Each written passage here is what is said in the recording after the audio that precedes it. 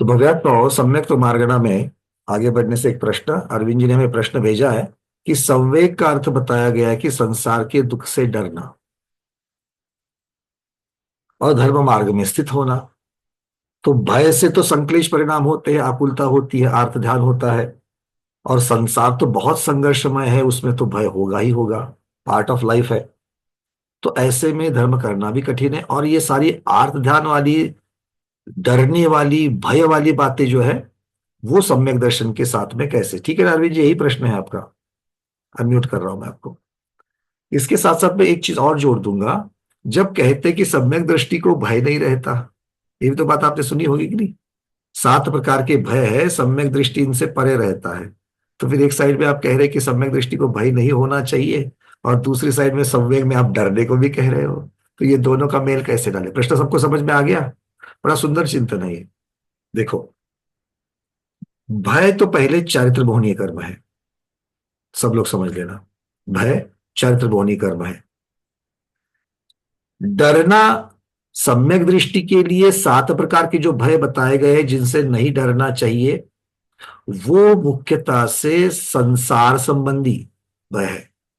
इहलोक भय, परलोक भय, मुझे अच्छी गति मिलेगी कि नहीं मिलेगी, मैं ऐसा करूंगा तो मैं नरक चला जाऊंगा, ये बात की यहां पर चर्चा नहीं है। किस चीज का भय है? वहां पर जो भय से दूर रहने के लिए बात बताया गया परलोक का। अरे मुझे संसार के दुख में, संसार के स्वर्ग में जाऊंगा कि नहीं, स्वर्ग स्वर्ग के सुख मिलेंगे कि नहीं, इसके लिए वो आकुलित रह रहा है।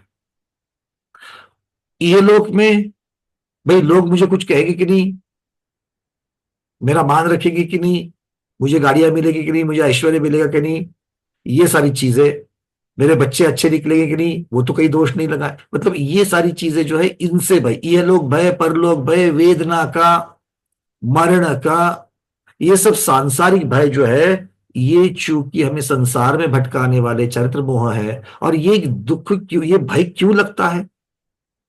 ये भय के कारण देखिए पीछे। ये भय स्वयं के प्रति और स्वयं के परिवार के प्रति जो ममत्व है, वो हमें भय दिला रहा है। मेरी इमेज, ये क्या है? ये स्वयं के प्रति ममत्व हो गया। तो ये अगर हम देखेंगे तो ये अप्रशस्त राग, वैसे तो भय को रखा गया है द्वेष पे। अगर हम नौ नौ कषाय को देखेंगे तो उसमें 5 राग रूप है, 4 द्वेष रूप है। रोग, शोक, भय, जुगुप्सा और अरति, ये 4 को द्वेष में रखा है। तो भय तो वैसे द्वेष में है, किंतु द्वेष भावना है क्या? द्वेष भावना है क्या? जो राग सहित नहीं है वो द्वेष है। देख लो जरा। तो द्वेष जिसके प्रति है, उसका रिवर्स इंपैक्ट राग रूप होने के लिए है। जब स्वयं के प्रति राग होता है, तब दूसरे के प्रति द्वेष होता है उसी कारण से, और दूसरे का अपमान करते हैं। जब भी हम दूसरे को अपमान करते हैं, क्या मूर्ख है, तो उसको मूर्ख किसकी तुलना में कहा जा रहा है? स्वयं की तुलना में कहा जा रहा है। मैं शहाना हूं, मैं सयाना हूं, तू मूर्ख है। तो इसमें दूसरे के प्रति जब द्वेष है, तो स्वयं के प्रति क्या है? राग है ना। मतलब ये जोड़ी जोड़ी में आते हैं। रतिया रति हो, ये सारे जो है ना, ये इस प्रकार से डबल भावना में आ जाते हैं। तो ये मुख्यतः से जो 7 भयों से सम्यक दृष्टि को दूर रहने के लिए कहा गया है, ये मुख्यतः से जो ममत्व भाव है, इनकी अपेक्षा कहा जा रहा है। ये अप्रशस्त राग की अपेक्षा से कहा जा रहा है। और जब हम संवेग भावना को लेते, जो सिर्फ सम्यक दर्शन के साथ नहीं जुड़ी है, तो वो 16 कारण भावना अर्थात तीर्थंकर प्रकृति बांधने के लिए भी सहकारी मानी गई है। 5वीं है ना संवेग भावना। तो यहां पर क्या है? यहां पर हम प्रशस्त राग की बात कर रहे हैं। डर रहे हैं किसको? संसार में भटकने को, संसार के दुख को। तो संसार के दुख से जब हम डरते हैं, तो राग भाव, क्योंकि यहां भी राग भाव देखना पड़ेगा, तो यहां राग भाव किसके साथ हो रहा है? स्वयं के प्रति, परिवार के प्रति, या मोक्ष मार्ग के प्रति? देखो तो, मोक्ष मार्ग के प्रति। क्योंकि तभी तो हम, क्योंकि हमें मोक्ष चाहिए, हमें संसार की भटकन नहीं चाहिए। संसार की भटकन नहीं चाहिए मतलब संसार के दुख नहीं चाहिए। तो संसार के दुख से डरना, इसका मतलब ये शब्दों का अर्थ ये निकलता है मोक्ष मार्ग के प्रति रुचि होना। और मोक्ष मार्ग के प्रति रुचि होना मतलब कर्म सिद्धांत के प्रति रुचि होना, मतलब 7 तत्व, 9 पदार्थ, 6 द्रव्य, इनके प्रति रुचि होना। और वो रुचि होना ही और रुचि की अभिव्यक्ति होना ही सम्यक दर्शन, व्याख्या ही वही बनी गई है। समझ में आ रही है बातें? तो यहां पर, और ये होगा ही होगा, क्योंकि सम्यक दर्शन किसको हो रहा है?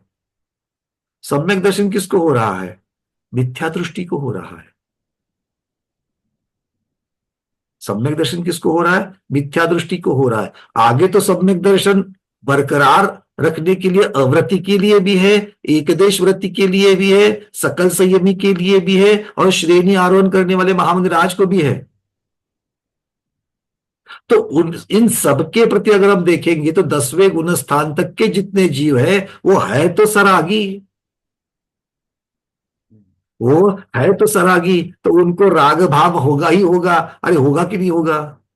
तो जब राग भाव होना है, और जब आप नीचे नीचे उतर के राग भाव देखो, ऊपर से 10वें गुण स्थान तक तो राग भाव चलेगा, बट 7वें से ऊपर तो कारगर साबित नहीं होता है। बट 7वें से नीचे उतर करके देखो, छठा, पांचवा, चौथा, और मिथ्या दृष्टि में जाओ जिसको सम्यक दर्शन होने की बात हो रही है, या जो सम्यक दृष्टि होकर के बरकरार रखने के लिए चौथे की बात कर रहे हो।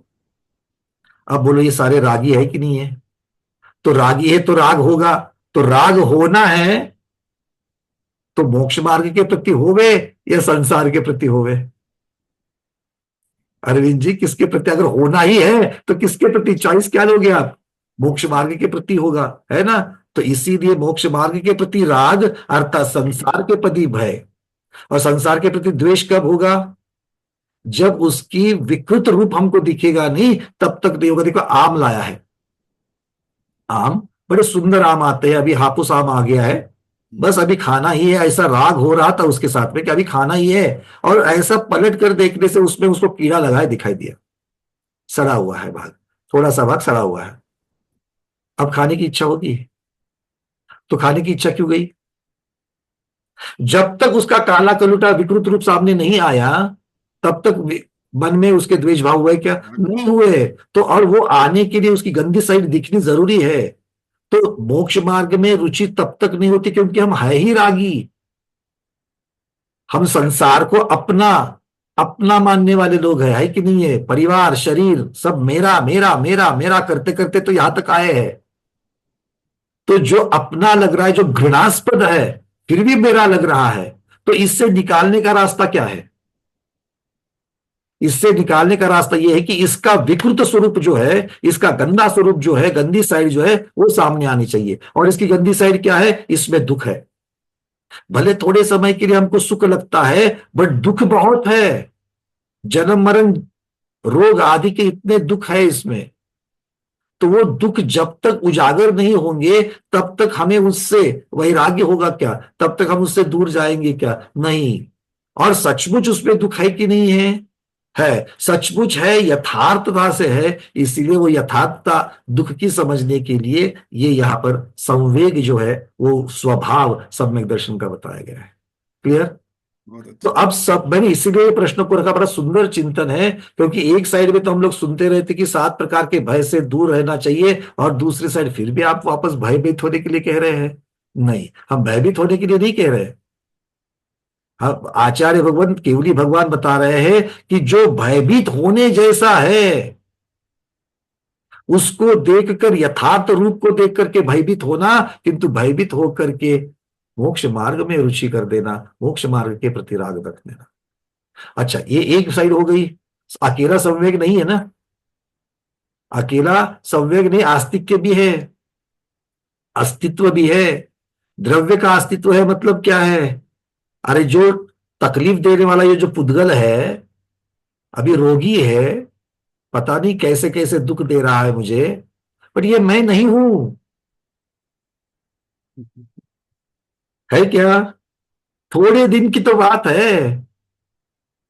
अच्छा, थोड़े दिन बोलने से घबराहट होती है, थोड़े वर्षों की बात है। अब थोड़े वर्षों से ज्यादा तो नहीं बोल सकते, थोड़े शताब्दियों की तो नहीं कह सकते, थोड़े वर्षों की ही बोलना पड़ेगा। आया ना? हाँ।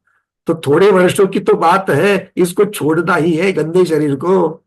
तो गंदे शरीर को छोड़ने में आनंद मानोगे, यह शरीर छूटने वाला है इसका दुख मनाओगे? अब बोलो, है ना? तो आचार्य भगवत जी, और ये यथार्थ है कि नहीं है, ये सत्यता है कि नहीं है, ये शरीर छूटने वाला है कि नहीं है, तो फिर क्यों ना इसके बारे में चिंतन किया जाए। शर्ट फटा हुआ है कि तो थोड़ी देर तक रखना है, छोड़ देना है इसको, अब तो नया शर्ट मिलने वाला है। और वो भी कैसा है, दिव्य है, अनिमा महिमा से युक्त है, अवधि ज्ञान दिलाने वाला है, विक्रिया दिलाने वाला है, निदान नहीं बांध रहा हूं मैं। बट इसको छोड़ने के लिए वो वाली बात कर रहे हैं। ठीक है, चलिए, बहुत बढ़िया। तो इस चिंतन के साथ में हम लोग चलते हैं आगे। हाँ, एक मिनट, अनम्यूट किया है, बोलिए। ना भैया जी, बस मस्त, बहुत अच्छा। चलिए, बहुत बढ़िया।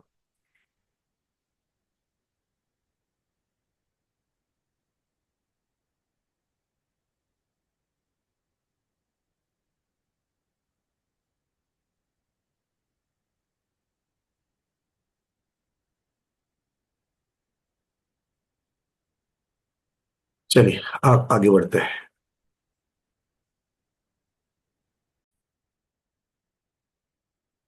चलिए, अब चलते हैं नेमिचंद सिद्धांत चक्रवर्ती महाराज के चरणों में। अब वो सम्यक्त्व का लक्षण कैसे बता रहे हैं। जो गाथा हम लोग मुखोद्गत करते हैं, श्रद्धानम परमार्थानाम आप्तागमतपोभृताम त्रिमुढ़ापूर्णमष्टांगम सम्यक दर्शनमस्मयम। ये करते कि नहीं करते हो?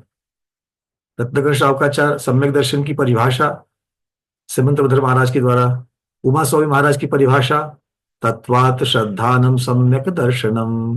वैसे अब आने वाली गाथा जो है, वो नेमिचंद सिद्धांत चक्रवर्ती महाराज सम्यक दर्शन के बारे में क्या कह रहे हैं, इसको मुखोद्गत कंठस्थ कभी भी हमेशा होनी चाहिए। ठीक है, चलिए, यहां से मैं आपके लिए शेयर कर रहा हूं कि ऐसा सम्यक दर्शन का संकलन है ये, अलग अलग, जो उसके स्वभावों को, भावों को दिखाता है और हमारे सम्यक्त्व को दृढ़ करता है। क्या कह रहे, देखिए। छप्पन छप्पंचनव विहाणम अत्थाणम जिनवरो वैठानम आणाए अहिगमनेन आणाए अहिगमेन य सद्दहनम होई सम्मतम। फिर से हम लोग इसको बढ़िया से देख लेते हैं, एक एक शब्द को।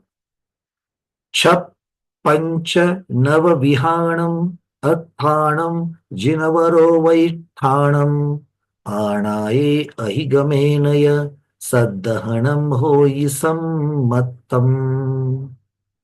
एक एक शब्द को देख लो। छप पंच नव विहाणम। विहाणम मतलब विधि, प्रकार। कितने कितने प्रकार से? छ, छ, पांच और नव, इन प्रकार के। अत्थानम जिनवरो वैठाणम, ये जो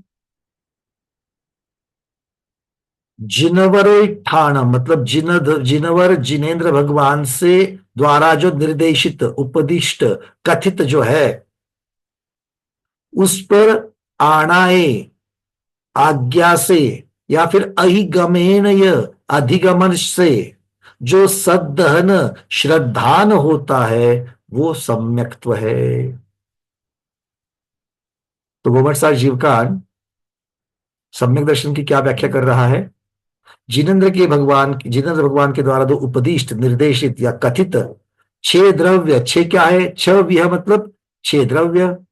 पांच क्या है? अस्तिकाय है। नव क्या है? पदार्थ है। इनके ऊपर, नव पर ये जो पदार्थ है उनके ऊपर आज्ञा अथवा अधिगम से श्रद्धान करना सम्यक्त्व है। अर्थात जितेंद्र भगवान की वाणी के ऊपर श्रद्धान करना सम्यक्त्व है। और वाणी में क्या क्या बताया है? छह द्रव्य, पांच अस्तिकाय, नव पदार्थ। तो अब प्रश्न अपने साथ है, क्या हम छह द्रव्य को मानते हैं? जानते नहीं, मानते हैं। द्रव्य को कैसे माना जाएगा? उसके स्वरूप स्वभाव के साथ, उसके स्वरूप और स्वभाव के साथ। तो एक एक द्रव्य को ले लो। 24 घंटे हमारे दिमाग में है जीव द्रव्य। वो जीव द्रव्य ज्ञान और चेतना वाला होता है। उसकी अलग अलग पर्याय होती है, मनुष्य पर्याय, देव पर्याय। मतलब आज जो शैतान है वो हमेशा शैतान ही रहे ये जरूरी नहीं है। वो कल देव भी हो सकता है, मतलब अच्छा भी हो सकता है। अलग अलग पर्याय धारण कर रहा है जीव, हाँ या ना। तो बाहर की पर्याय को ना देखते हुए अंदर के जीव को देखना, ये हम लोग मानते हैं क्या? बताना नहीं, मुझे मुझे जरूरत नहीं उत्तर की, खुद को बताना है। मानते हैं?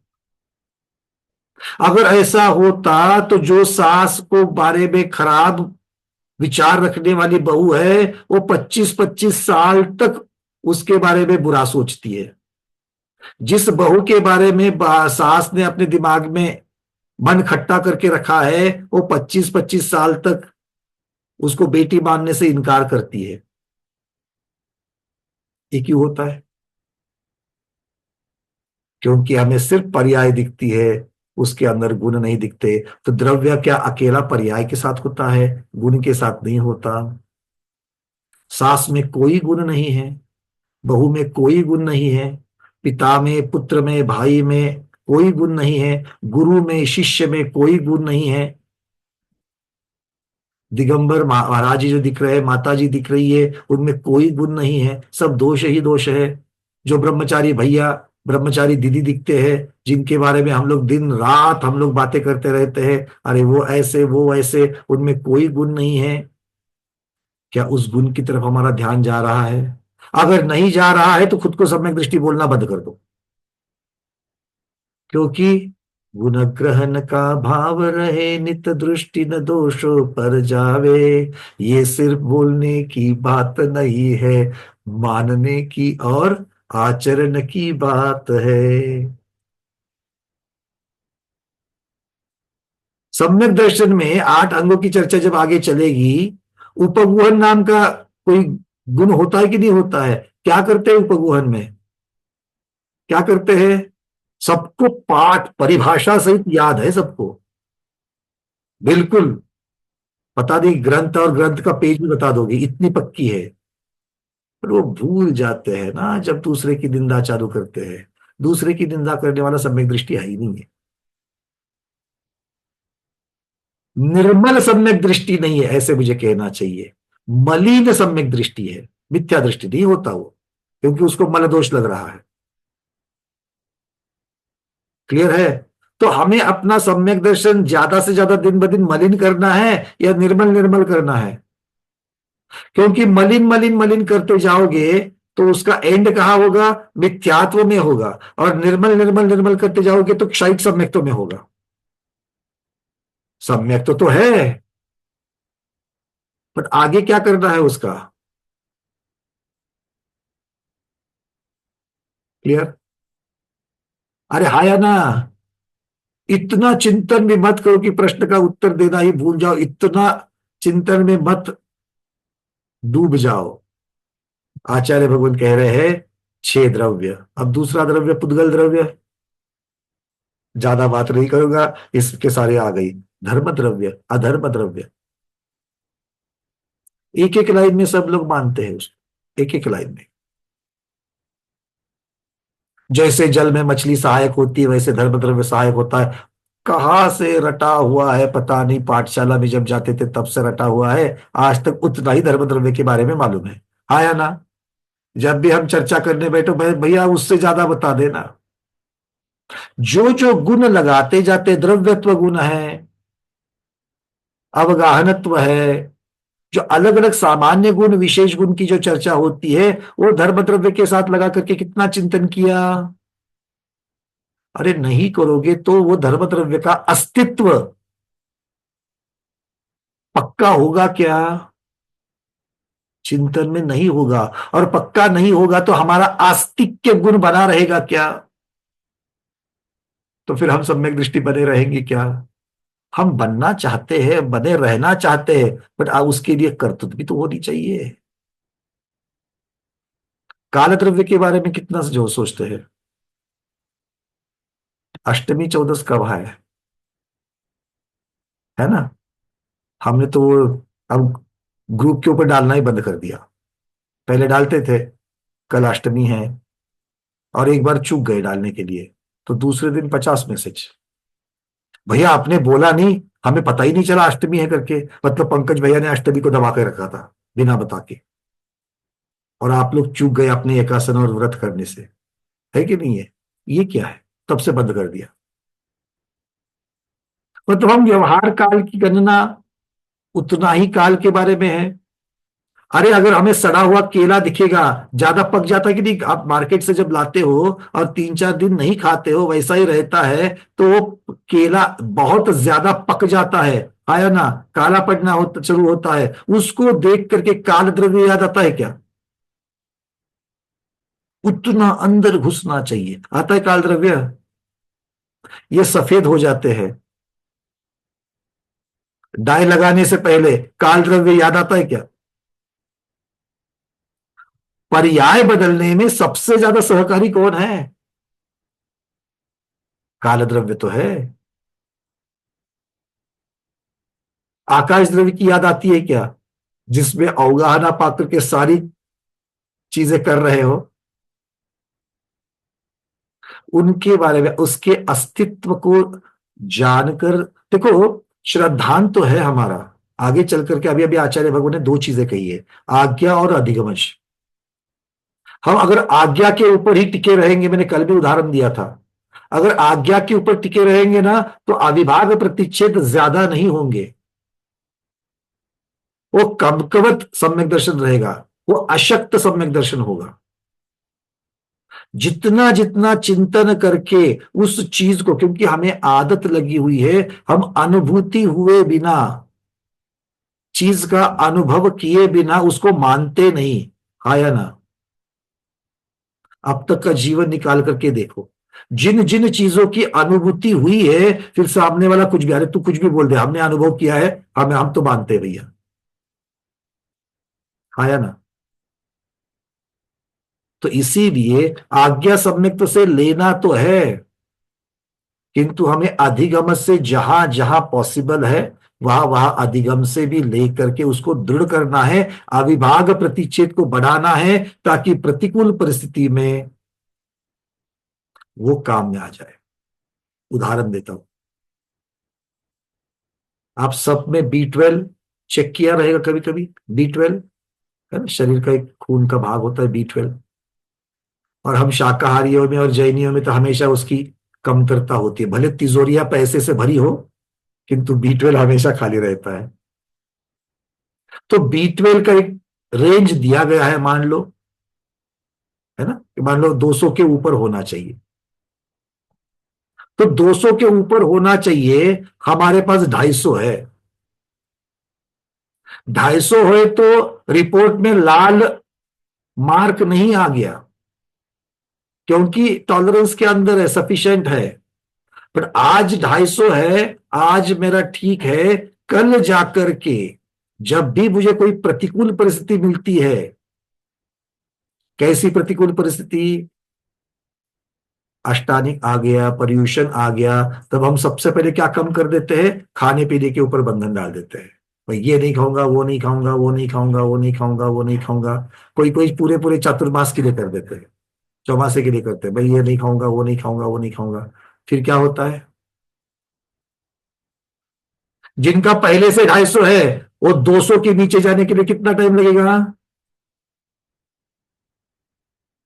2 दिन। अर्चना दिन कह रही 2 दिन, बिल्कुल 2 दिन में नीचे चला जाता। तो ये प्रतिकूल परिस्थिति में कितना टिक पाया?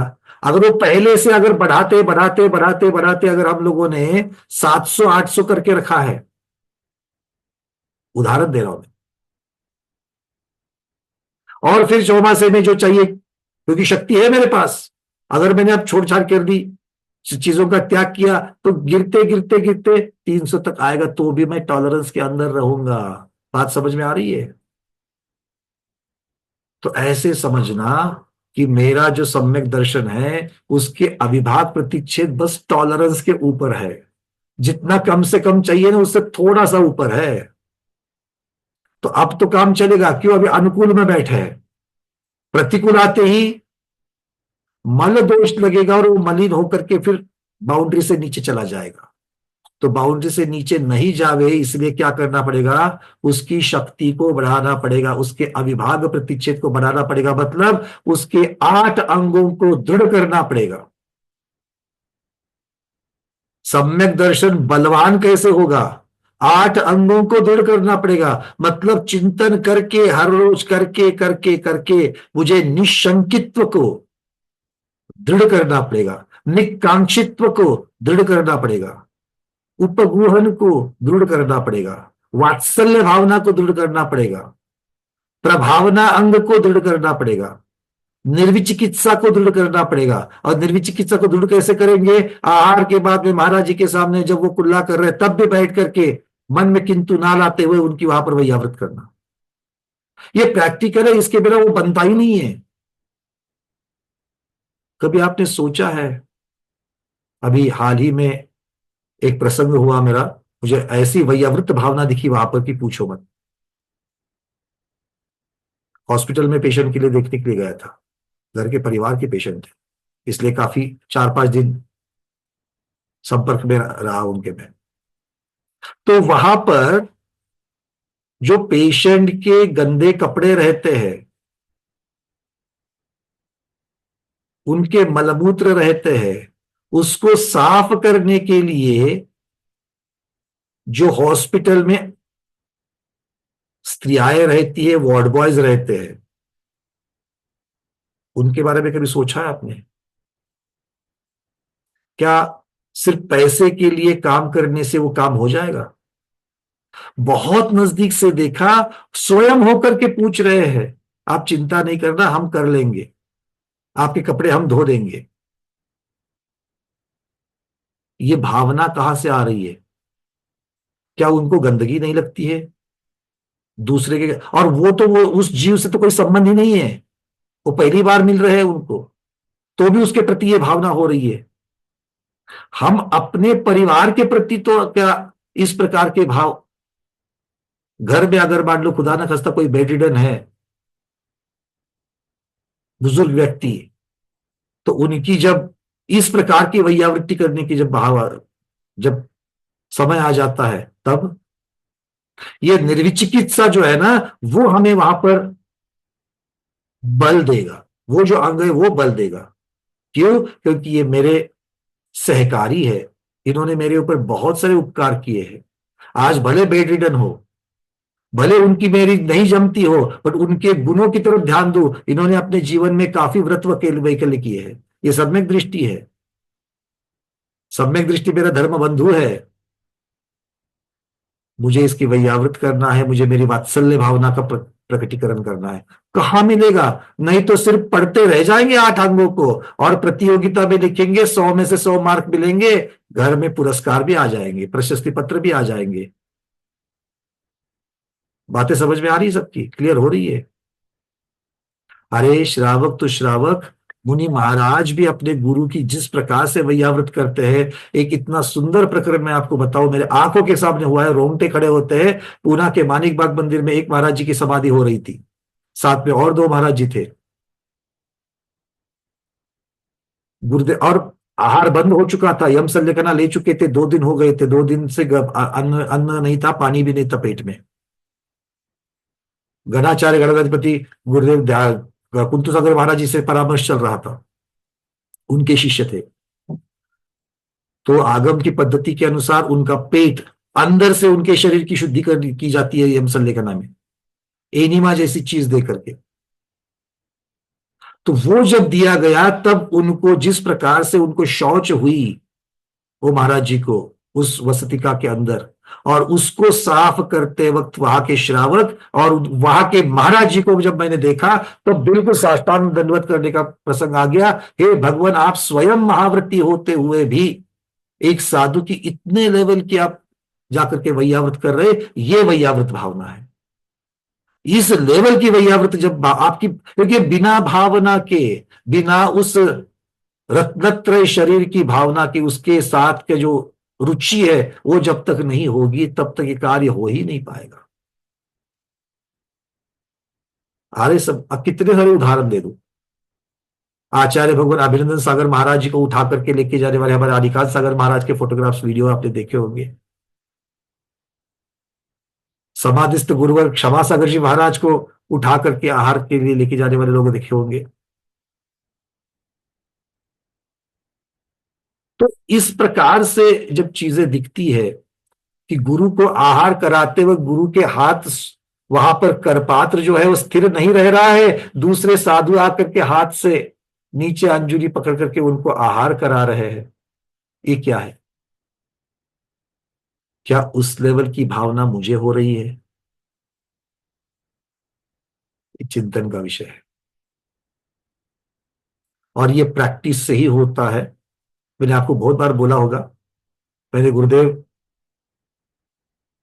जिनवानी पुत्र महाराज जी से पूछा, महाराज जी अब मेरी संलेखना बहुत निर्विघ्न होवे, इसके लिए मैंने अभी से क्या तैयारी करनी चाहिए? तो गुरुदेव के मुखारविंद से निकला, जितनी ज्यादा संलेखनाओं में सहभागिता कर सकते हो, उस संलेखना रत क्षपक की वैयावृत्ति कर सकते हो, उतनी कर लो। जितनी ज्यादा करोगे उतनी आपकी संलेखना निर्विघ्न होगी। मतलब संलेखना निर्विघ्न होने के लिए रास्ता कौन सा है? संलेखना करने वाले क्षपक की वैयावृत करना। यहां पर हमसे उपगुहन नहीं जम रहा है, और सम्यक दर्शन की बात कर रहे हैं हम लोग। थोड़ा सा, थोड़ा सा निमित्त मिलते ही हम लोग साधुओं की नहीं, किस किस की निंदा कर देते हैं पता नहीं। हाँ या ना? चर्चा आपकी नहीं चल रही है, मेरी चल रही है। आगे बढ़ते हैं। द्रव्यों की अपेक्षा से द्रव्यों के अस्तित्व के ऊपर रुचि रख करके विश्वास करना, इसमें सिर्फ उनके नाम जानना नहीं है, उनके गुणों को रटना नहीं है, तो उसके बारे में चिंतन करके हर रोजमर्रा की जिंदगी में उतारना, ये है उस वाणी पर श्रद्धान करना। नहीं तो सिर्फ ज्ञान में आ गया, श्रद्धान में नहीं आया। और जब तक श्रद्धान में नहीं आता तब तक ज्ञान भी सम्यक नहीं होता, क्योंकि ज्ञान में तो करोड़ों बार, अनंत बार आ गया है। हमारे और आपके ज्ञान में अनंत बार आ चुका है, बस हमने आचरण में नहीं लाया, इसीलिए भटक रहे हैं। 6 द्रव्य हो गए, 7, 5 अस्तिकाएं हो गए, और 9 पदार्थ। आचार्य कहते हैं, जो तत्वों को नहीं जानता किंतु जिन वचन में श्रद्धान करता है। अब सुनो क्या कह रहे। अब ये तो होगा नहीं ना कि सब लोग सारी पहले से सारी चीजों को जान रहे हैं। अब बात बहुत महत्वपूर्ण आ रही है। आचार्य भगवान कह रहे हैं कि जो तत्वों को तो नहीं जानता, कर्म सिद्धांत आदि को नहीं जानता, किंतु जिन वचन में श्रद्धान करता है। मैं आज नहीं समझ रहा हूं, बट केवली भगवान वीतराग सर्वज्ञ हितोपदेशी की वाणी है, तो मैं इसको मानूंगा। जो जिनवर ने कहा है उन सब की मैं इच्छा करता हूं, उसको पसंद करता हूं, उसमें रुचि रखता हूं, वही यथार्थ है, ऐसा मानता हूं। ऐसा मानने वाला भी आज्ञा सम्यक भी है। आज्ञा सम्यक भी कहते ही दो चीजों को याद रखना, सम्यक दृष्टि तो है किंतु बॉर्डर पर है। अब उसको आज्ञा सम्यक को भी चिंतन करके करके करके करके लेवल बढ़ानी है। अब कुछ कुछ चीजों में तो हम आज्ञा सम्यक भी रहेंगे इस भाव में, आया ना? सुदर्शन मेरू, अगर आप कहोगे मैं देखे बिना आदिगमज कैसे होगा, तो भैया इस भाव में तो नहीं दिखने वाला है। इस चीज को तो आज्ञा सम्यक तो कोई रहने दो, किंतु उसके बारे में आगम में जानो, अलग अलग तरीके से जानो, कसौटी लगाओ उस पर, और फिर आगम को मानो। ये तो कर ही सकते हैं। चलिए, शंका यहां पर, जिज्ञासा उठ रही है कि तत्वों को क्यों नहीं जानता। सम्यक दृष्टि है तो तत्वों को क्यों नहीं जानता। आचार्य भगवान ने अभी क्या कहा, तत्वों को नहीं जानता किंतु केवली भगवान की वाणी है करके श्रद्धान कर रहा है। तो शिष्य सामने से आचार्य भगवान को पूछ रहा है, भगवान जिज्ञासा है, ये जीव तत्वों को क्यों नहीं जानता। तब आचार्य भगवान कह रहे हैं, प्रबल ज्ञानावरण आदि कर्म के उदय के कारण। क्योंकि जानना श्रद्धान का भाग ही नहीं है। जानना ये ज्ञानावरण कर्म के क्षय क्षम का काम है, हाँ या ना।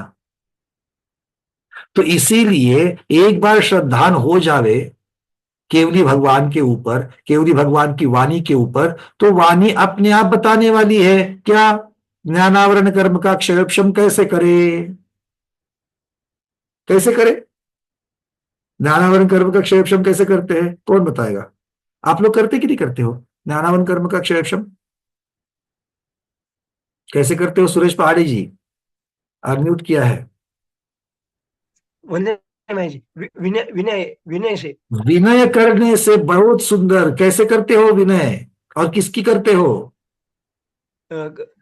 गुरु की, देव शास्त्र की विनय।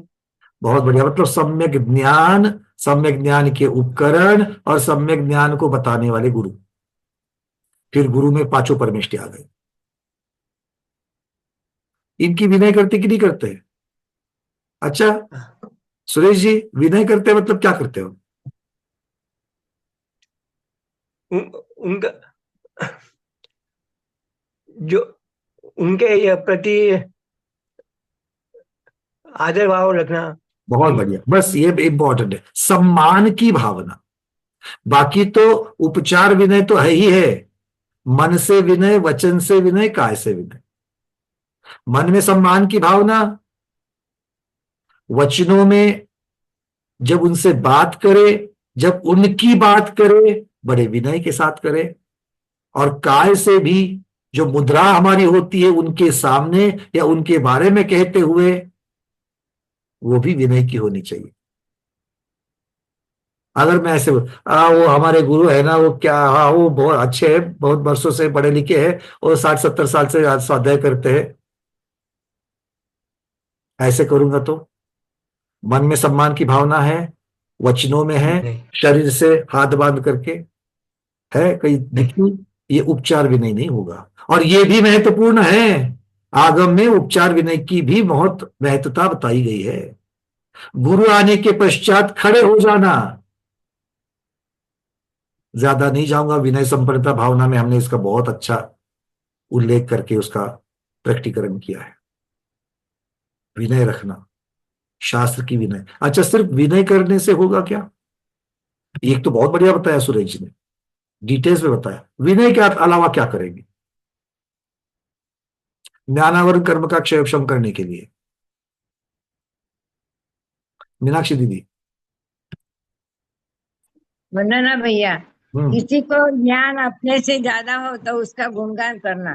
विनय हो गया दीदी, सम्यक ज्ञानी की विनय हो गई, तो सारी चीजें उसी के अंदर आ जाएगी। अलग अलग से आप बिल्कुल आपने ठीक कहा, बट वो ऑलरेडी विनय में आ गया। और और हमको थोड़ा ज्ञान जो है उसको बांटने का दूसरे बहुत को। सुंदर, मेरे पास जो पक्का ज्ञान है, केवली भगवान प्रणीत है, उसको बांटना, उसको छिपाना नहीं। छिपाने से कर्म बढ़ेगा और बताने से, शेयर करने से क्षयोक्षम बढ़ेगा। मतलब ज्ञान को बांटना सीखो, उसके लिए पहले पक्का वाला ले लो रे तो, हाँ ठीक है ना। स्वच्छ निर्मल पानी को बांटोगे या गंदे कीचड़ वाले पानी को बांटोगे। हाँ, तो पहले अपने पास पानी है, नीरज जी पूछ रहे बांटना कैसे। छोटे छोटे स्वाध्याय मंडल बनाओ, और यहां पर जितने बैठे हैं ना, जिनको तो कम से कम मैं जानता हूं, आपके पास पर्याप्त ज्ञान आ चुका है। बहुत सारी चीजों को जो पक्का जानते हो आप, उसको स्वयं या फिर गुरु के द्वारा और लोगों को भी आप इस मोक्ष मार्ग के प्रवाह में ला सकते हो। छोटे छोटे मंडल, उदाहरण मैं आपको बताऊं, हमारे यहां पर जैसे लेडीज की किटी पार्टी होती है, वैसे आजकल परिवार के भी गेट टुगेदर होते हैं। आजकल इतनी भीड़ भाड़ की जिंदगी हो गई है, देखते देखते महीने वर्ष बीत जाते हैं, लोग आपस में परिवार में भी नहीं मिलते हैं। तो आजकल लोग प्लान करके गेट टुगेदर करना चालू कर दिए हैं। तो जो गेट टुगेदर करते हो उसमें मजा मनोरंजन तो होता ही है, थोड़ा सा भाग प्रभावना का भी करो। वो स्किल होता है, समय देख करके आपको करना पड़ता है, नहीं तो फांसे उल्टे पड़ते हैं। तो देख करके लोगों में उसकी रुचि बढ़ाओ। जहां पाठशालाएं चल रही है वहां जाकर के उन बच्चों की सहायता करो। क्या पढ़ रहे हैं, क्या उनको और कुछ दिया जा सकता है? उनके पास चार्ट आदि नहीं है तो चार्ट आदि की व्यवस्था करो। कहीं पर प्रोजेक्ट, आजकल तो डिजिटल माध्यम इतना आ चुका है कि जिससे समझना जरूर एकदम बढ़िया हो गया। कोई पाठशाला में जाकर के पाठशाला में प्रोजेक्टर आदि की व्यवस्था करो। अगर पहले से है तो उनको अलग अलग ढूंढ ढूंढ करके वीडियोस भेजो, पीडीएफ्स भेजो, जाकर के कभी वहां पर पढ़ाने का प्रयास करो। तो ये इस प्रकार से ज्ञान बांटा जा सकता है, अलग अलग तरीके से ज्ञान बांटा जा सकता है। ठीक है। हाँ, तो ज्ञान बांटने से हो गया। और क्या कर सकते हैं ज्ञानावरण कर्म का क्षयक्षम करने के लिए? हे बागी दीदी, एक मिनट, कहाँ चला गया? हाँ, अनम्यूट किया है, बोलिए। वरना भी है, स्वाध्याय में आलस या स्वाध्याय की अवमान्य अप्रसन्नता दिखाना, वो भी बहुत ज्ञानावरण कर्म का सुंदर, आश्रय, तो उसको भी दूर करना चाहिए। बहुत सुंदर। क्योंकि जो लीकेजेस है ना, वो लीकेजेस को रोकना, अनवांटेड खर्चे को रोकना, यही प्रॉफिट बढ़ाना होता है। वैसे ही जो ज्ञानावरण कर्म को बांधने वाली क्रियाएं हमसे हो रही है, उनको रोकोगे तो भी ज्ञानावरण कर्म का क्षयक्षम होगा। जैसे स्वाध्याय के समय में अकाल में स्वाध्याय करना, इससे हानि होती है, तो अकाल में स्वाध्याय नहीं करेंगे। स्वाध्याय करेंगे किंतु अकाल में नहीं करेंगे। अब तक बहुत सारी चर्चा दूसरों को बांटने के बारे में हो गई है, खुद का भी तो ज्ञान बढ़ाना चाहिए। तभी तो ज्ञान, सबसे ज्यादा ज्ञानावरण कर्म का क्षयक्षम तब होगा जब हम स्वाध्याय करेंगे, क्योंकि स्वाध्याय परम तप है और तप से निर्जरा होती है, अनुभाग कम होता है। और अनुभाग सर्वघाती का अनुभाग देशघाती होना ही उद्याभावी क्षय है, और वो उद्याभावी क्षय होने से क्षयोक्षम बढ़ता है। ठीक है। नीना दोषी दीदी कह रही है कि पुस्तकों को वगैरह कवर डालना, बिल्कुल ठीक है दीदी, पुस्तकों को कवर डालना, किंतु पुस्तकों को कवर डालने के साथ साथ में आपने, ये हमारी नीना दोषी फल्टन से जुड़ती है, हमने आपको पहले भी बताया था, पाठशाला के बच्चों को प्रैक्टिकल नॉलेज गुरुओं के सामने पड़गाहन करके चौके में जा करके भोजन पका करके आहार देने को सिखाना, ये एक पाव आपने आगे डाला है, एक रेखा के भी आगे चल करके आपने उनको जो शिक्षित किया गया है। ये जो चीजें हैं वो बच्चों के साथ साथ में आपके भी ज्ञानावरण कर्म का क्षयक्षम कर रही है। बहुत पुण्य कमाया, बहुत पुण्य कमाया इसका। इन चीजों की तरफ हमें ध्यान देना। और बाकी जो गुरु के साथ सानिध्य में नहीं आते तो भी वो ऐसे चीजों की अनुमोदना, और अकेले अनुमोदना करने से नहीं चलेगा, अनुमोदना करने से सिर्फ 16% मिलता है, बाकी 84% को भी तो लेना चाहिए ना कभी तो उसके लिए भी तो पुरुषार्थ करना चाहिए। आगे बढ़ते थोड़ा सा। आचार्य भगवान कहते हैं पदार्थ का ज्ञान अधिगम है, मतलब पदार्थ का ज्ञान कर लेना ये अधिगम कहलाता है, क्योंकि अधिगम के रास्ते से भी श्रद्धान करना सम्यक तो कहा गया है, तो अधिगम को भी तो जानना पड़ेगा। तब आचार्य भगवान कहते हैं दर्शन मोहनीय कर्म का उपशम क्षय क्षयोपशम रूप अंतरंग कारण दोनों सम्यक्त्व के सम्यक्त्व में समान है। कौन से सम्यक्त्व में? आज्ञा सम्यक्त्व और अधिगम सम्यक्त्व। ये दोनों में दर्शन मोहनीय कर्म का उपशम क्षय क्षयोपशम होना जरूरी है, उसके बिना सम्यक्त्व नहीं होगा। तो आज्ञा सम्यक्त्व और अधिगम सम्यक्त्व ये निमित्त है, और अंतरंग कारण जो अंतरंग निमित्त जो है, ये बाह्य निमित्त भी कहला सकते हैं। अंतरंग निमित्त क्या होगा? दर्शन मोहनीय कर्म का या तो क्षय, या तो उपशम, या तो क्षय उपशम, जिसकी वजह से सम्यक दर्शन की उत्पत्ति होती है। क्लियर? तो अब चार्ट यहां पर बता रहे हैं आज्ञा सम्यक्त्व और अधिगम सम्यक्त्व का, आपके पीडीएफ में दिया गया है, आप देख लीजिए।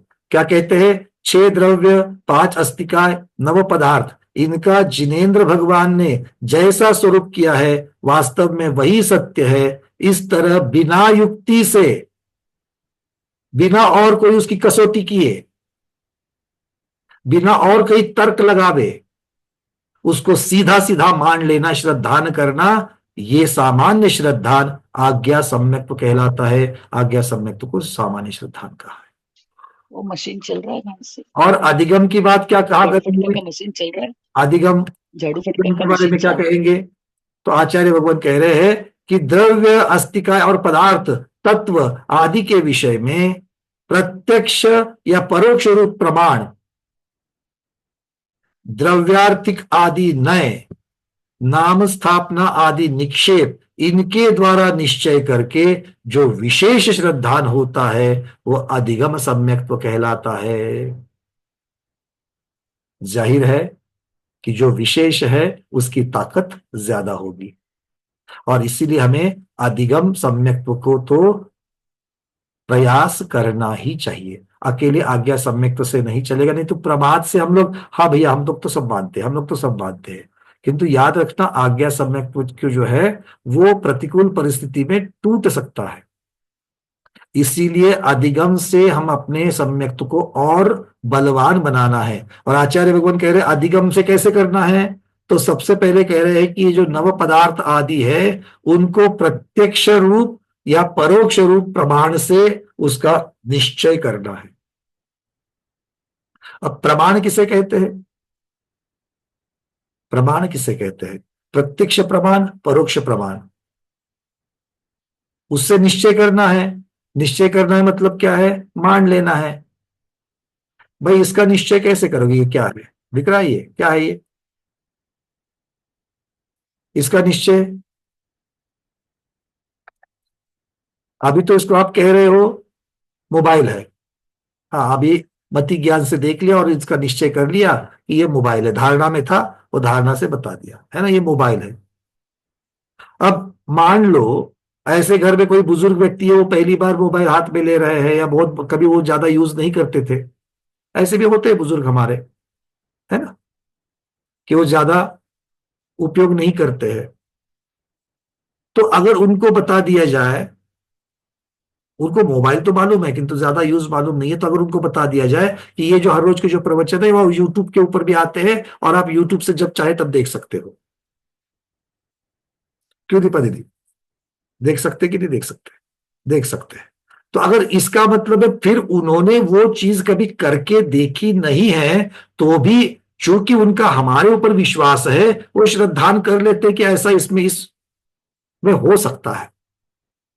यहां तक तो आज्ञा सम्यक तो हो गया, पर आज्ञा सम्यक तो से उनका काम चल रहा है क्या? नहीं, वो जब तक उसको सीखेंगे, बटन्स जान लेंगे, कहां कहां जाकर के कौन से बटन दबा करके यूट्यूब में से जाकर के कौन सी फाइल खोलना है, एक बार उन्होंने कर लिया, 2 बार उन्होंने कर लिया, मतलब वो कसौटी पर खरा उतरे, तब जाकर के उन्होंने डिटेल्स में जाकर के ये सब चीजों को जब किया, तब जो उनका श्रद्धान होगा, वो पहले श्रद्धान से ये श्रद्धान पहले भी था, वो मुझे बिलीव करते थे और अब भी करे, तो दोनों श्रद्धान में फर्क है कि नहीं है? ताकत बढ़ गई कि नहीं बढ़ गई? अच्छा, उसके साथ साथ में श्रद्धान के साथ साथ चूंकि श्रद्धान की ताकत बढ़ गई, ज्ञान की भी ताकत बढ़ गई कि नहीं बढ़ गई? क्योंकि श्रद्धान सम्यक जितना होता जाएगा उतना ज्ञान सम्यक होता जाएगा, एक के साथ दूसरा जुड़ा हुआ, एक पर एक फ्री है। अब उनको पता चल रहा है कि नहीं, हमने सिर्फ उनको 2-3 स्टेप बताए थे, उसके बीच में एरर्स आ रही है, अब एरर को भी दूर कर रहे हैं। अगर फाइल ओपन नहीं हो रही तो जाकर के डेटा चेक करके डेटा ऑन है कि नहीं है। तो ये सारी चीजें अब जान करके उनका श्रद्धान दृढ़ हो गया कि भैया मैं जब चाहे तब मैं अपने इन प्रवचनों को सुन सकता हूं।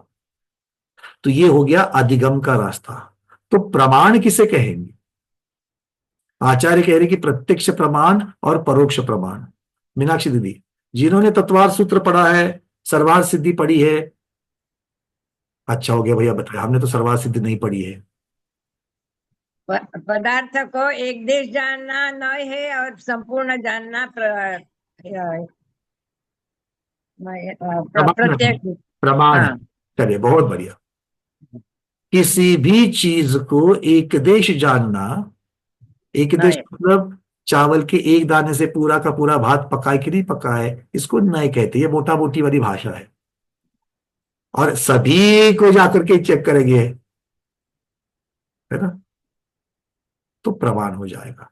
तो जहां पर विशेषता डिटेलिंग है वो प्रमाण कहलाता है, और जहां पर डिटेलिंग नहीं है, रैंडमता है, रैंडम समझते हैं ना, रैंडम। देखो, आपने आम की पेटी लाई, आम का सीजन चल रहा है इसलिए आम की बात ज्यादा हो रही, आम की पेटी लाई। तो जब वो आम की पेटी जब आप लेते थे तो उसके ऊपर सूखी घास वगैरह डाल करके देते हैं। तो आपने बताया था भैया हमें पके हुए आम चाहिए, तो आपने क्या किया, अब वहां पर तो एक के ऊपर एक ऐसे 4-5 लेयर थे पूरे। आपने 2-4 डजन की जब पेटी लेते हैं तो ऊपर की सूखी घास को बाजू करके आपने 2-4 आम को निकाल करके खुशबू लेकर के रख दिया और टेस्ट किया, हाँ या ना। एक देश टेस्टिंग हो गई, इसको कहते हैं रैंडम टेस्टिंग। अब उतने को देख करके अच्छा ये पेटी अच्छी करके आप लेकर के आए, किंतु अगर उसकी जगह पर मुझे हर एक आम, पिछली बार मुझे प्रॉब्लम हुई थी, मुझे हर एक आम चेक करना है, निकालो सब बाहर, वापस भर देंगे। एक एक आम आपने चेक करके लिया, ये क्या हो गया, सबकी डिटेलिंग हुई कि नहीं हुई, ये प्रमाण हो गया। क्योंकि हमने हर एक आम के बारे में विशेष रूप से सब कुछ जान लिया, कि उसको सारी चीजों से चेक कर लिया, प्रमाण हो गया। क्लियर है? एक देश जानना, संपूर्ण जानना। अब परोक्ष से प्रमाण और प्रत्यक्ष से प्रमाण। परोक्ष मतलब किसी की सहायता से प्रमाण, और एक प्रत्यक्ष प्रमाण। उदाहरण देता हूं, 1:1 नहीं होगा, पर उदाहरण है।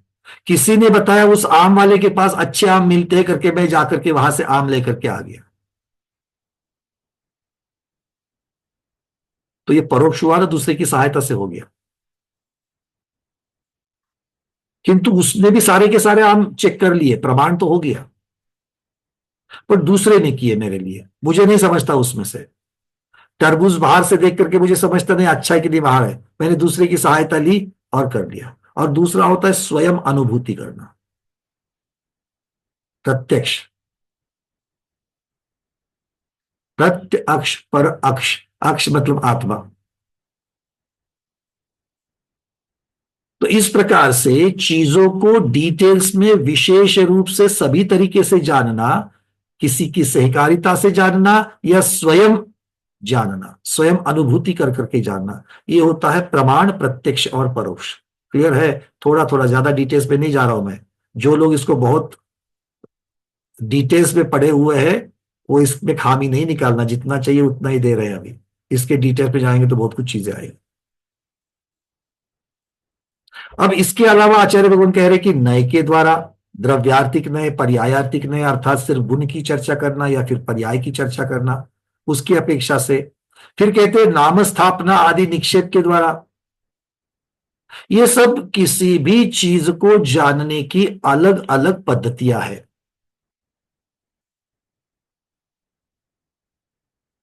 अच्छा, आप मुझे बताओ, एक जीव द्रव्य है, एक जीव द्रव्य है, उसको नाम स्थापना आदि निक्षेपों से कैसे जानेंगे? कैसे जानेंगे? उदाहरण दीजिए वनिता दीदी, नाम से कैसे जानेंगे दीदी? नाम से भैया ये जीव द्रव्य, मेरा नाम वनिता, ये नाम हो गया। मैं जीव हूं या ये जीव है, तो जीव करके पुकारना, जीव से संबोधित करना, ये जीव नाम निक्षेप हो रहा। बहुत बढ़िया। स्थापना से कैसे करेंगे? स्थापना निक्षेप से जीव कैसे बताएंगे? पूर्णिमा दीदी। वन्ना भैया जी, जैसे पार्श्वनाथ भगवान की प्रतिमा है, उसका प्रतिबिंब पर देखकर अपन कहेंगे कि ये पार्श्वनाथ भगवान की प्रतिमा है, उसका प्रतिबिंब देखकर। बहुत बढ़िया, ये स्थापना हो गई। बहुत बढ़िया। अब भगवान की प्रतिमा छोड़ करके और कोई उदाहरण आ रहा है किसी के पास? दूसरा कोई? भगवान की प्रतिमा छोड़ करके स्थापना। हाँ, किरण गोधा दीदी। शतरंज की गोटी में अपन यदि कोई मोहर की स्थापना करते हैं कि ये घोड़ा है, ये हाथी है, उसमें शतरंज के वहां पर जो घोड़े की प्रतिकृति होती है उसको घोड़ा कहते हैं। अच्छा, ये सब बाकी दूर दूर के, कोई सामने वाला अपना कोई उदाहरण, अपना कोई उदाहरण प्रमोद जी? स्वयं को भी तो हमारी स्थापना है, स्वयं में भी तो हमारी स्थापना है। जीव को प्रमोद कह के बुला रहे थे ना, स्थापना। नहीं नहीं नहीं नहीं नहीं, स्वयं तो ये थोड़ा सा अलग हो जाएगा प्रमोद जी। ये तो वर्तमान पर्याय की अपेक्षा से हम जीव कर रहे हैं। शरीर में, हमारे शरीर में जो है, वर्तमान पर्याय की अपेक्षा या भविष्य की पर्याय की अपेक्षा से हम खुद को कह रहे हैं, वो थोड़ा अलग। मैं स्वयं की अपेक्षा स्थापना निक्षेप कर रहे हैं। ये तो जीव है ही है, उसमें स्थापना तो ही कहा करी है हमने। स्थापना की अपेक्षा से कहिए विजय लक्ष्मी दीदी। हम अभी भगवान की पूजा वगैरह करते हैं तो लवंग से भगवान को छोड़ो भाई, भगवान को छोड़ो ना, हमें भगवान छोड़ करके खुद की बात चाहिए। आप लोग सबके उत्तर सही है, बट जो हम लोग हर रोज करते हैं, हर रोज करते हैं, किंतु हम लोगों को याद नहीं आता, मुझे वो चाहिए, क्योंकि उससे हमें ये पता चलता है हम खुद के बारे में भी सोचते हैं। वो वाला उदाहरण चाहिए दीपा दीदी। सिद्ध भगवान बन सकता अरे हूँ। वापस भगवान में ही पहुंच जाते हो आप लोग। खुद के बारे में, अभी के बारे में बोलो। विके जैन जी बोलो। वंदना साहब, स्वयं को स्वधर्मेंद्र के रूप में वापस ये भी वहीं पर लेकर के जा रहे हो आप। हमारे लोग ना धर्म के बिना सोचते। अच्छा एक बात सुनो, हर कोई अपनी सेल्फी, खुद का फोटो देखते कि नहीं देखते हो? आया ना? अभी हम गए थे गुलबर्गा, हमारी फूफियों के साथ में, हमने अपने पूरे परिवार के साथ में फोटो खिंचाई। वापस आने के बाद हम वो पिक्चर देख रहे थे, फोटो देख रहे थे, क्या कहे? अरे ये देखो, ये मैं हूं। क्या कहा?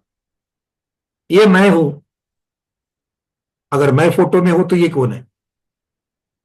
तो निक्षेप किया कि नहीं किया? उस फोटो की तरफ उंगली निर्देश करते हुए मैंने निक्षेप। तो हर रोज आपने, अरे भाई फोटो देखते कि नहीं देखते हो आपके? नहीं, मोबाइल से सेल्फी नहीं निकालते, मोबाइल से फोटो। बहुत बढ़िया, आज कैसे दर्शन हो गए वीतरागी भगवंतों के। कोई अपने फोटो की तो नहीं निकालता है। बहुत बढ़िया, चलिए कोई बात नहीं, बट मैं निकालता हूं, तो मैं अपना उदाहरण मैंने दे दिया आपको। आज अरविंद जी क्या कहना चाहते हो? रुको। वरना भी हर रोज मिरर में तो अपना अपना ये देखते ही है। तो आ गए ना आप, बिल्कुल। हाँ, अब आप क्या है ना अरविंद जी, आप मिरर में देखते हो, बाकी यस। जितने भी जिसको मन में भी नहीं आया वो कहाँ देखते हैं मिरर में? कोई नहीं देखता मिरर में। यहाँ जितने बैठे ना, कोई मिरर में नहीं देखता, इसलिए याद ही नहीं आ रहा उनको कि हम मिरर में देख करके वो जो प्रतिबिंब दिख रहा है उसको मैं खुद हूं, ऐसा बोलता नहीं, मान करके चलता हूं। वो मेरा प्रतिबिंब है, इस अपेक्षा से तो बिल्कुल ठीक है, इसमें कोई। शैडो भी हमारी जो अपनी प्रतिबिंब अब तो बहुत चीजें आएगी दीदी। अब तो आप सबके पास इतने सारे उत्तर है कि पूछो मत। कोई बात नहीं, चलो। कहने का मतलब है कि इन अपेक्षाओं से चीजों को जानना, ठीक है? तो आप अब ऐसा ही आपको एक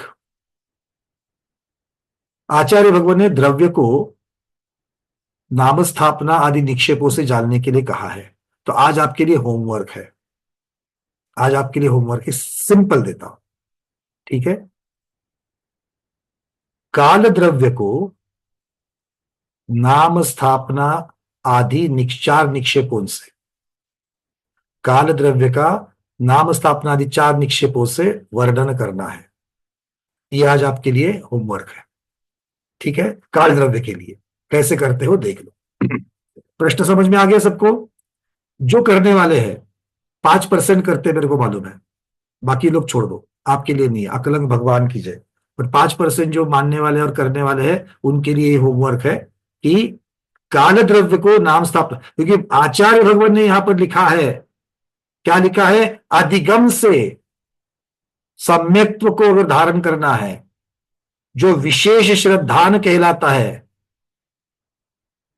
जिससे अविभाग प्रतिच्छेद बनते हैं, अगर आपने श्रद्धान को अगर बलवान बनाना है तो ये इस प्रकार के होमवर्क को करना चाहिए। इस प्रकार ये चिंतन है। काल द्रव्य को नाम स्थापना आदि में नए और प्रमाण इनकी चर्चा नहीं कर रहा हूं, सिर्फ नाम स्थापना, द्रव्य भाव आदि जो बताए गए हैं इनकी अपेक्षा से कर लेना। ठीक है, चलो। हाँ दीपा दीदी बोलो, क्या क्या कहना चाहते हो?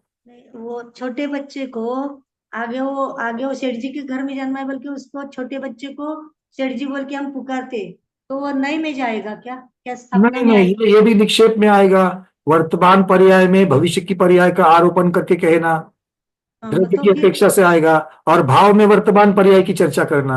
हमने प्रमोद जी को इसलिए रोका था क्योंकि हम निक्षेप की चर्चा कर रहे थे और द्रव्य भाव की अपेक्षा से उसमें ज्यादा द्रव्यता और द्रव्य भाव, द्रव्य निक्षेप, भाव निक्षेप की अपेक्षा से वर्णन हो रहा था, इसलिए हमने उनको रोका था। तो ये द्रव्य और भाव की अपेक्षा से भी ठीक है। चलिए, तो निक्षेप 4 निक्षेप की अपेक्षा से करना है, और ऐसे ही अलग अलग निक्षेप के द्वारा आज मैंने दिया है, आप अलग अलग द्रव्य, अलग अलग पदार्थ, इन सबको भी आप कर सकते हो। ठीक है, चलिए। एक प्रश्न शायद मेरे पास आया था, हाँ अरविंद जी आपका ही था क्या, 7 तत्व और 9 पदार्थ के बारे में?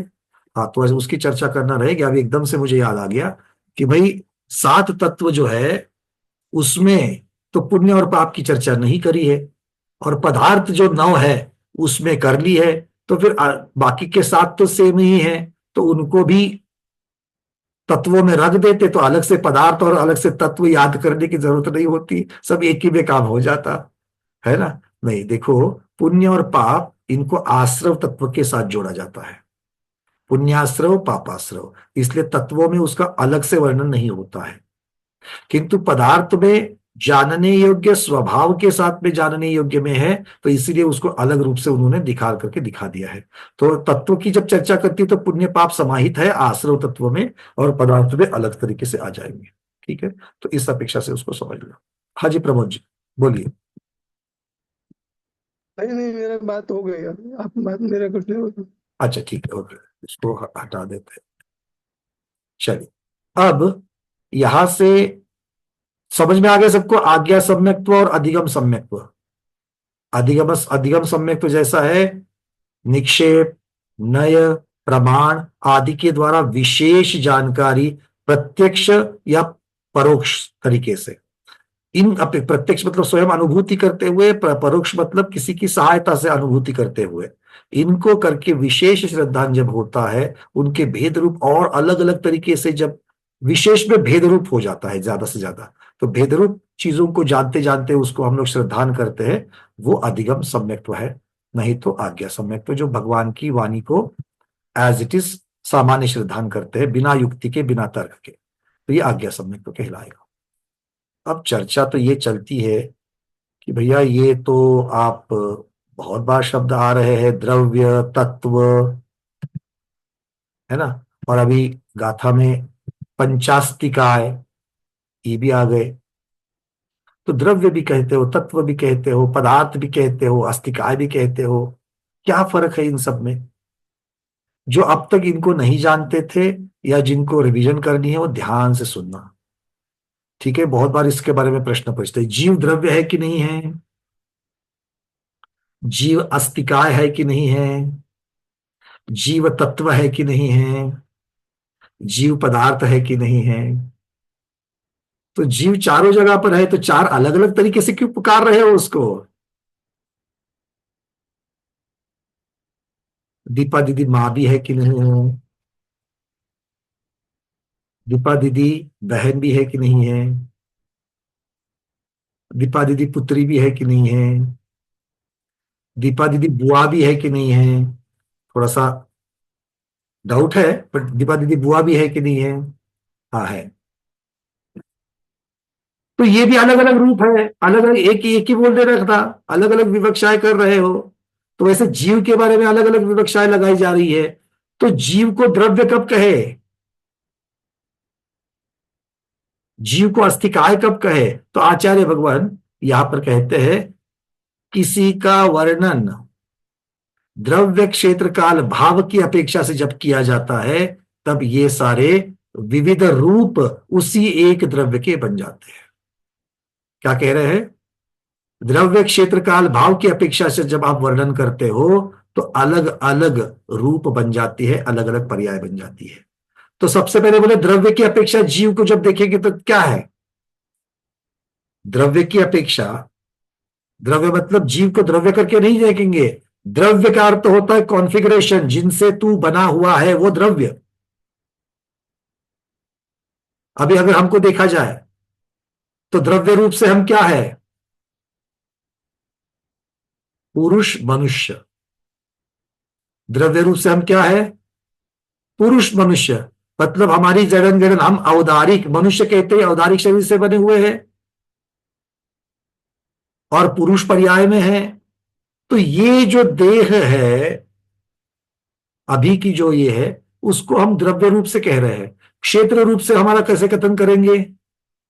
क्षेत्र रूप से स्वस्थान और कनक वाला दीदी दूसरा क्या है? स्वस्थान और विहारवत। चलो बहुत बढ़िया, विहारवत। इसकी अपेक्षा से करेंगे। मतलब अभी जहां जिस आकाश पे बैठे हैं उसकी अपेक्षा से हमारा वर्णन। कौन से पंकज भैया? वो पूना वाले कहते कि नहीं कहते हो आप लोग? तो पूना के आकाश प्रदेश में मैं रहता हूं तो ये पूना मेरा क्षेत्र हो गया। तो पूना के क्षेत्र की अपेक्षा से मेरा वर्णन हुआ कि नहीं हुआ? हुआ। फिर दूसरा बोलता अच्छा वो परसों शिविर के लिए हमारे यहां पर आए थे, तो अब क्षेत्र बदल गया, विहारवत हो गया। जहां पर जाकर के क्षेत्र के लिए शिविर के लिए गए थे उसकी अपेक्षा से वर्णन। जीव वही है। अच्छा, तो ये क्षेत्र की अपेक्षा वर्णन हो गया। फिर काल की अपेक्षा वर्णन। हमारा ये जो भव जन्म से लेकर के मृत्यु तक है, वो जो भव कहलाएगा 20वीं सदा शताब्दी। शांतसागर जी महाराज कब कहते, क्या कहते आप लोग?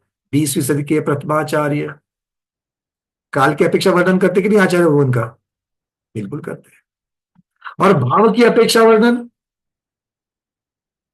स्वभाव। अरे बहुत चिकट है, क्या बताओ आपको, बिल्कुल क्लास को छुट्टी नहीं देते और एक चीज को इतना लंबा खींचते कि पूछो मत। 10 मिनट की बात को आधा घंटा लगाते हैं। ये भाव के द्वारा वर्णन हो गया। हुआ कि नहीं हुआ? तो इस प्रकार के द्रव्य क्षेत्र काल भाव की अपेक्षा से जब जीव द्रव्य का हम वर्णन करेंगे, आप किसी पर्याय की चर्चा नहीं कर रहा हूं मैं यहां पर, जीव द्रव्य का अगर हम लोग कहेंगे तो जीव द्रव्य का, जीव कैसे है? तो द्रव्य की अपेक्षा जब देखा जाएगा, अर्थात ये जीव द्रव्य जानने योग्य है कि नहीं है। क्यों? क्योंकि ये जीव द्रव्य बनता कैसे है? ये अखंड होता है, ये अखंड होता है, ये अमूर्तिक होता है। ये इसकी संरचना को बता रहा है कि नहीं बता रहा है? और ये संरचना जानने योग्य है कि नहीं है? बिल्कुल जानने योग्य है। और जो जानने योग्य है और स्वभाव सहित है उसे क्या कहते हैं? क्या कहते हैं रेखा दीदी, क्या कहते हैं उसको? पदार्थ पदार्थ कहते हैं। मुख्यता से जानने योग्य है, इस अपेक्षा से वो पदार्थ कहते हैं। तो जीव को पदार्थ किसकी अपेक्षा से कहा? द्रव्य की अपेक्षा से कहा। द्रव्य क्षेत्र काल भाव वाला द्रव्य जो है, कॉन्फ़िगरेशन, संरचना की अपेक्षा, उसको जीव को पदार्थ कहा। अच्छा, जीव द्रव्य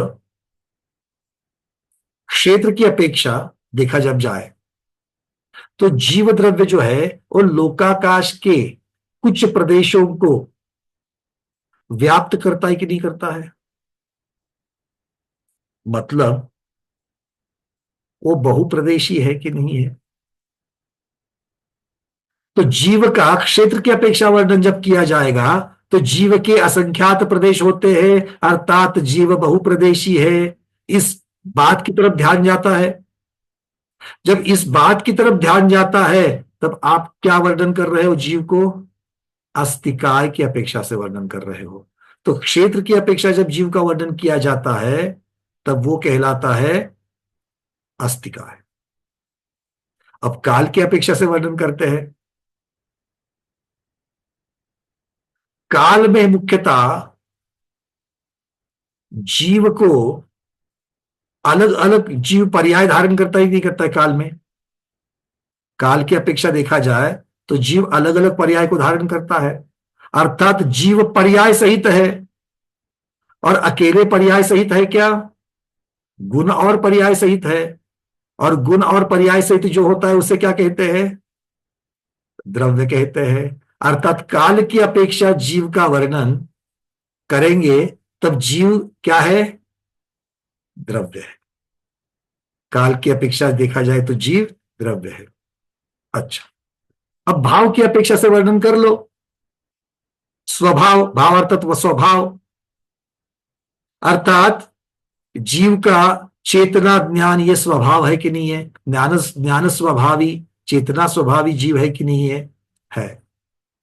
तो भाव की अपेक्षा जब जीव का वर्णन करते हैं तो भाव का अर्थ होता है तत्व। तो जीव तत्व भी है कि नहीं है? आ गई बात समझ में? तो द्रव्य संरचना की अपेक्षा से जब वर्णन करते हैं, जाननीय योग्य होने की वजह से वो पदार्थ है। और इसी को बहुत बढ़िया एक चार्ट में रखा गया है। इस चार्ट को अच्छी तरीके से अपनी धारणा में रख लेना ताकि हम कभी भी इसको भूलेंगे नहीं। बहुत बार इसके ऊपर से फिसलन होती है, बहुत अच्छी तरह इसको देख लेना। मैं यहाँ पर आपको शेयर कर रहा हूं और इसीलिए इस चार्ट को मैंने पूरे एक पेज में रखा है, बहुत बड़ा करके रखा है, इसको छोटा नहीं किया मैंने। ऊपर द्रव्य क्षेत्र काल भाव लिखा है।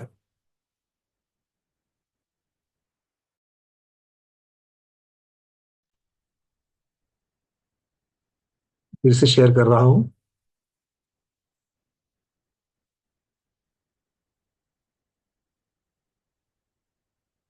दिख रहा है? चलो देख लेना। ऊपर द्रव्य क्षेत्र काल भाव किनकी अपेक्षा से वर्णन। फिर नीचे लिखा जीवों के द्वारा जानने योग्य ज्ञेय होने की वजह से वो पदार्थ है, अर्थात जीव पदार्थ है। सीधे सीधे पढ़ ले खड़ी लाइन में। फिर क्षेत्र की अपेक्षा जब जीव की तरफ देखते हैं तो प्रदेशों का समूह है। इसका अर्थ है कि इसकी काय है और कायवान होने की वजह से जीव अस्तिकाय है। काल की अपेक्षा जब देखते हैं तब अपने पर्याय सहित, गुण पर्याय सहित है, इसलिए जीव द्रव्य है। और अपने ज्ञान चेतना स्वभाव सहित है, तत्व सहित है, भाव सहित है, इसलिए जीव तत्व भी है। क्लियर? तो एक छोटा सा चार्ट है, बड़ा दिख रहा है फिर भी छोटा सा चार्ट है, इसको अच्छी तरीके से रखना। तो जीव का जब भी जीव पदार्थ है ये जब हम वर्णन करेंगे तो उसके अंदर उसकी संरचना, जानने योग्यता जो है उसकी अपेक्षा से वर्णन चल रहा है, ये दिमाग के सामने आना चाहिए। जब भी हम जीव को द्रव्य कह रहे हैं उसके गुण पर्याय दिखने चाहिए। जब भी जीव को तत्व कह रहे हैं उसका ज्ञान चेतना वाला स्वभाव दिखना चाहिए। जब भी जीव को अस्तिकाय कह रहे हैं पक्का उसके जो प्रदेशवान होने का, बहुप्रदेशी होने की चर्चा चल रही है, यह समझना चाहिए। ठीक है? क्लियर है? तो आज समय हमारा पूर्ण हो चुका है, आज यहीं पर रुक जाते हैं। तो द्रव्य के बारे में ये सारी चर्चा हम क्यों कह रहे हैं? क्योंकि आचार्य भगवान ने केवली भगवान के द्वारा प्रतिपादित द्रव्य, अस्तिकाय और पदार्थ, इनको आज्ञा से और अधिगम से जानना सम्यक तो है कहा है, इसीलिए यहां पर द्रव्यों की चर्चा होगी, यहां पर अस्तिकाय की चर्चा होगी, यहां पर पदार्थों की चर्चा होगी। ठीक है, अलग अलग चीजों की चर्चा होगी, उसका ये परिचय किया जा रहा है। इस परिचय के साथ ही आज के स्वाध्याय को गुरुओं के श्री चरणों में बारंबार नमोस्तु वंदनामि इच्छाकार करते हुए यहीं पर समापन करते हैं। जैनम जयतु शासनम, जैनम जयतु शासनम, जैनम जयतु शासनम।